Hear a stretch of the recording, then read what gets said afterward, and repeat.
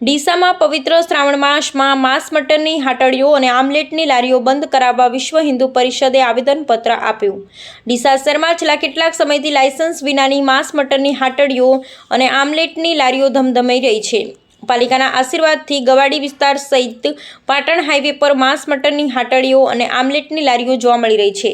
જીવદયા પ્રેમીઓ દ્વારા પાલિકા કચેરી સહિત રાજ્ય સરકાર અને હાઈકોર્ટ સુધી રજૂઆત કરવામાં આવી હોવા છતાં પાલિકાના સત્તાધીશો આંખ આડા કાન કરી હોતી હે ચલતી હે નીતિ અપનાવવામાં મસ્ત જોવા મળી રહ્યા છે।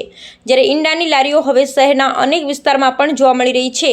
ત્યારે હિન્દુ ધર્મના પવિત્ર શ્રાવણ માસનો પ્રારંભ થઈ રહ્યો છે। ત્યારે હિન્દુ ધર્મની લાગણી ન દુભાય તે માટે વિશ્વ હિન્દુ પરિષદ દ્વારા આજ રોજ ડીસા નાયબ કલેક્ટર કચેરી ખાતે આવેદનપત્ર પાઠવ્યું હતું અને પવિત્ર શ્રાવણ માસમાં ડીસા શહેરમાં ચાલતી માંસ મટનની હાટડીઓ અને આમલેટની લારીઓ બંધ કરાવવા માટે લેખિતમાં રજૂઆત કરવામાં આવી હતી। જ્યારે દર વર્ષે હિન્દુ સંગઠનોને પવિત્ર શ્રાવણ માસમાં માંસ મટનની હાટડીઓ આમલેટની લારીઓ બંધ કરાવવા માટે પાલિકા કચેરી ખાતે સહિત નાયબ કલેક્ટર કચેરી ખાતે લેખિતમાં રજૂઆત કરવાની ફરજ પડી રહી છે, પરંતુ વહીવટી તંત્રના અધિકારીઓ દ્વારા ગેરકાયદેસર રીતે ધમધમતી માંસ મટનની હાટડીઓ અને આમલેટની લારીઓ કાયમી રીતે બંધ કરાવવા માટે કાર્યવાહી કરવામાં આવતી નથી, જેને લઈને પણ શંકા કુશંકા સેવાઈ રહી છે। ડીસા ગવાડી વિસ્તારમાં ખુલ્લેઆમ મૂંગા પશુઓની હેરાફેરી, મૂંગા પશુઓની કત્લ થતી હોવાની બૂમરાડ ઉઠવા પામી રહી છે, પરંતુ ડીસા નગરપાલિકા સહિત સ્થાનિક પોલીસ દ્વારા કોઈ જ કાર્યવાહી કરવામાં આવતી નથી, જેને લઈને પણ જીવદયા પ્રેમીઓમાં ભાજપ શાસિત ડીસા નગરપાલિકા સામે પણ નારાજગી સાથે ભારે આક્રોશ જોવા મળી રહ્યો છે।